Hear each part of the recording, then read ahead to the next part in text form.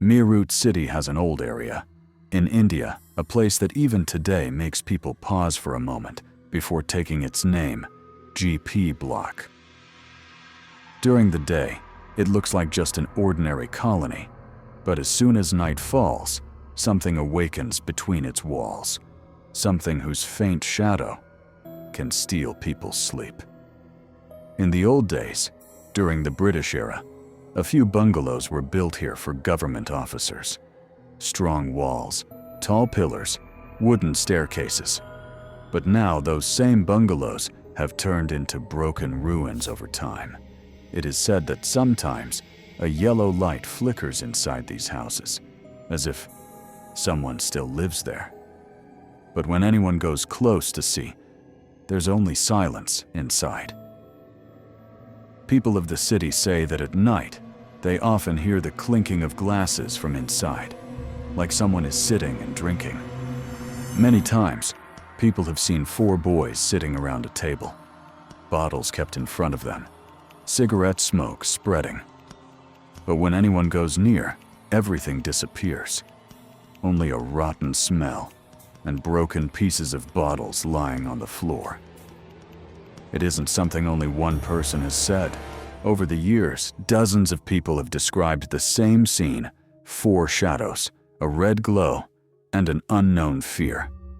The oldest bungalow of GP Block, number 45B, has always been the center of this story. It was a winter night of 2012. Some students from a nearby college heard that a ghost appears at this place, so the 4 friends decided that they should go and see at least once. Their names were Aditya, Samir, Gaurav, and Karan.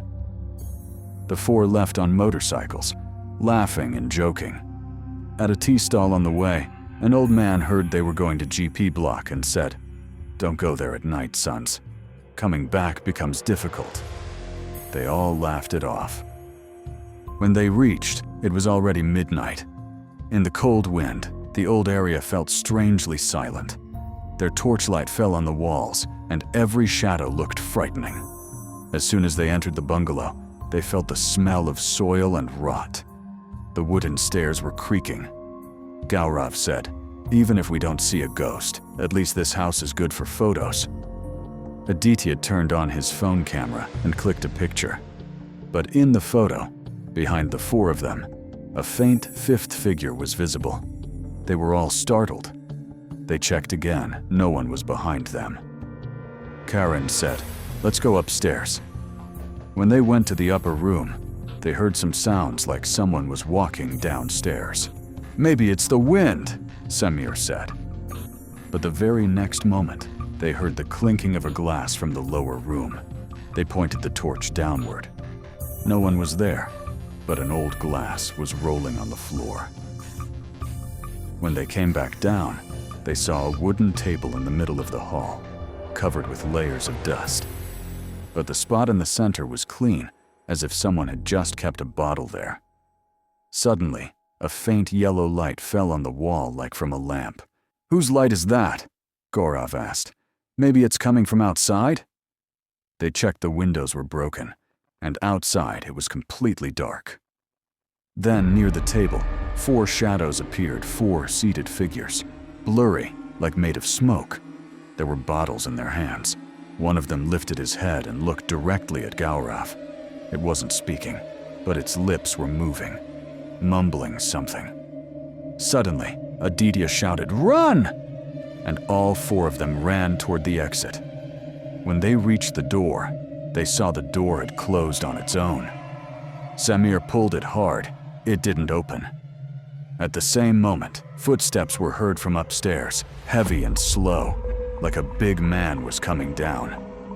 A flickering light fell on the stairs, and slowly the figure of a man appeared, white clothes, a black mark on his face, and black streaks dripping from his eyes. Aditya tried to jump out of the window, but his hand got stuck in the wooden frame. Blood started coming out. Karan flashed light on the man. He was now right in front of them. His walk was slow, but his eyes were fixed on them. Then suddenly, the wooden table in the hall started sliding on its own, and crashed into the wall. Liquor bottles fell on the floor, but not a single drop came out of them. Only black smoke rose. Gaurav felt like someone had grabbed his neck. He screamed, "Leave me! Leave me!" The other three tried pulling him, but his body had become stiff, like a frozen rock. Aditya broke the frame somehow and got out. Gaurav stood still for a moment, then suddenly collapsed to the floor, unconscious. The three carried him out of the bungalow. As soon as they reached outside, the cold wind hit them, and Gaurav's breathing became normal. He opened his eyes and whispered, "Those four, they are still inside." The next day, when the police came, they found the same broken table, bottles, and Old English names written on the wall. Peter, Alan, Joseph, Henry. The names of the 4 British officers who died in this bungalow in 1945. Locals said they were last seen sitting together, drinking, and that same night, the house caught fire. Since then, whoever went near the house at night saw the same scene. 4 people, a table, and a red glow. The next morning, the sun was normal for the city, but nothing was normal for Aditya, Samir, Gaurav, and Karan. Their faces still showed the fear of the night. On Gaurav's hands and neck, strange black marks had appeared like someone with burning hands had touched him. He couldn't say anything properly now, only kept repeating, "Those 4, they're still there." Aditya tried to explain, "You're just scared. It was all a hallucination." But Gaurav slowly nodded. "No, Aditya. They were real." His eyes held a fear that words couldn't describe. At night, Aditya again saw the photo he clicked inside the bungalow. When he zoomed in, the 5th figure behind them was clearer now. A man, with black streaks flowing from his eyes. Aditya's heart started pounding. He turned off the phone, but the image stayed frozen on the screen for a moment, like someone was holding it there. Next morning when he woke up, his phone had turned on by itself, and on the lock screen, the same picture was glowing, but now not 5, only 4 shadows remained, meaning 1 had disappeared. He rushed to Gaurav's house. The door was open and the house was silent. Gaurav was sitting on the floor in his room, eyes red, and in front of him was the same old wooden bottle, the one they had seen in the bungalow. Where did this come from?" Aditya asked.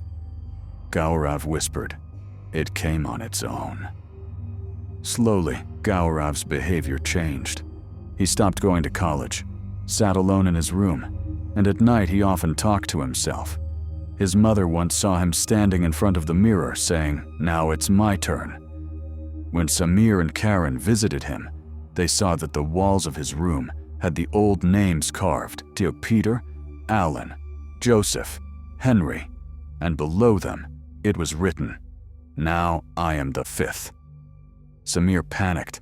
"Bro, stop this joke." Gaurav's eyes lifted. The pupils were completely black. "It's no joke," he said. "They want back what belongs to them." The 3 friends decided they had to end this. They went to GP Block again the same night. The cold made the bungalow look even more terrifying. The door was half open, as if calling them inside. The moment they entered, fresh blood marks were seen on the walls. The table lay broken, but the dust around it was clean, like someone had just sat there. Karan moved the flashlight. Suddenly, laughter echoed from upstairs, slow but clear. They climbed the stairs. The room was empty, but in the middle was a large old mirror. As soon as Aditya looked into it, he saw 4 figures standing behind them. He turned around. No one was there. Then in the mirror, Gaurav appeared sitting in the exact spot where he had fainted last time. "Gaurav!" Aditya shouted. Mirror Gaurav smiled, but his real body wasn't there. Suddenly, the surface of the mirror rippled like water. Then a voice echoed Gaurav's voice. You cannot escape!" From the mirror, the 4 British officers stepped out. Their clothes were burned, but they still held the same glasses and bottles. Samir tried to run downstairs, but the door closed. Karan threw the flashlight, it broke. The room drowned in darkness. Only yellow light from the mirror flickered. That light slowly turned into Gaurav's face. "I am not alone anymore. Now we are 5. Aditya trembled. "You are our friend, Gaurav. Stop all this." Gaurav's voice was deep now. "Friend." They said the same. Then they burned us alive. Then shadows moved on the walls, the 4 British officers sitting at the table, laughing, drinking. Outside it was raining, and a servant accidentally dropped a lamp. Oil spilled, fire spread, and engulfed the whole house. All 4 burned alive, and their souls stayed trapped. A voice said, "Every year someone comes, and we live again." Smoke seeped from Gaurav's eyes. He hit the wall, and blood started flowing from it. Aditya and Karan somehow ran downstairs. Samir stayed behind. He fell near the mirror. When Aditya looked back, Samir's face was gone. His reflection in the mirror was smiling, but his real body was lifeless. The 2 escaped. As soon as they came out, the door slammed shut like the house had thrown them out. Inside, the sound of clinking glasses and soft laughter continued. Aditya collapsed on the ground, breathing heavily. Karan whispered, "Now only 3 of us remain." Next morning, police found a bike near GP Block, the same one they came on. But there was no sign of any person. Gaurav's room was empty. The walls still had the old 4 names, and the 5th name was wiped out. That night, when a few locals looked towards the bungalow, faint yellow light flickered inside. 5 shadows sat at the table, clinking glasses. A few weeks after the GP Block incident, Meerut police found an old map of the area. It was from the 1940s, drawn by a British Army survey team. It clearly said, GP Block, government property, secret cellar, underground storage, meaning there was a hidden cellar beneath the bungalow that no one had ever opened. And that's where the real mystery began. Aditya, mentally broken, but obsessed now. I must know the truth. He returned there again, alone. It was night, clouds covering the moon. GP Block's walls seemed to whisper with every breath. A cold wave ran through his bones as he stepped inside, where the broken table used to lie. Now a faint line was visible in the dust. Aditya scraped it. There was an iron handle underneath. He pulled it with force, and a small trapdoor opened, releasing foul, rotten air. In the torchlight, there was a narrow staircase descending into darkness. He took a deep breath and went down. The deeper he went, the thicker and heavier the air became. Mold covered the walls, and old British newspapers lay scattered. A few steps later, he saw 4 chairs and a 5th one empty. In front of the chairs was a wooden chest. He bent down, slowly opened it. Inside were old bottles, a silver cup, and a burnt diary. The diary's cover was half burned, but the name was still readable: Henry Peterson. Aditya flipped through the pages. Each page told the story of that night. We 4 are stationed here.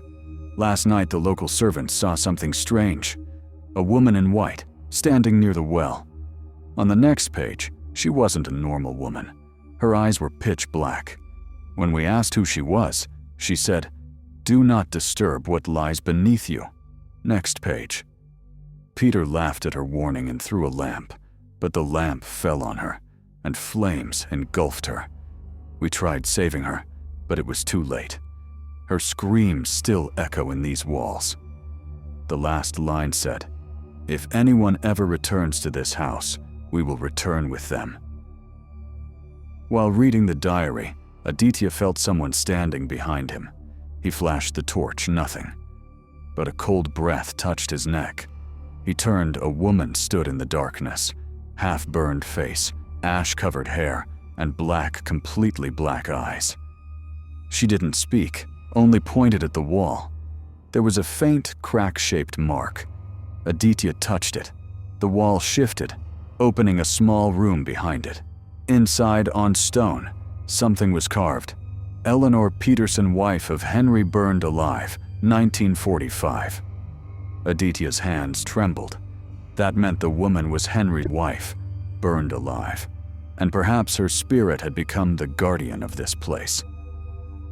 Now everything was clear. The 4 British officers had, in their drunken state, burned their servant Eleanor alive. When she was dying, she cursed, "The house where you burned me will become your grave." And that's what happened. The house burned the same night, killing all 4. Since then, whenever someone stepped inside, their spirits returned, bound by her curse. As soon as Aditya closed the diary, a voice echoed in the cellar. "Now you know." He looked up. Gaurav was standing on the stairs. His face no longer looked human. Smoke was coming out of his eyes, and his lips. "They chose me," Gaurav said. "Now, I am a part of them. Gaurav, come with me. It's too late now."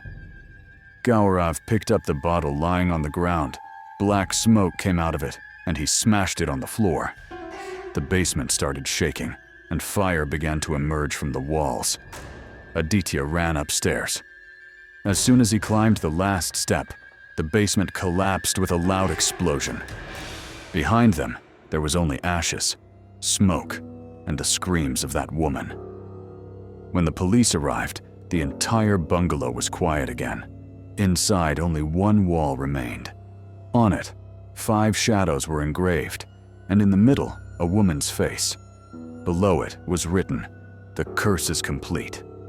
Since then, GP Block was completely sealed off. Government seals were placed on the doors, yet even today, at night, faint laughter and the clinking of glasses can still be heard from there.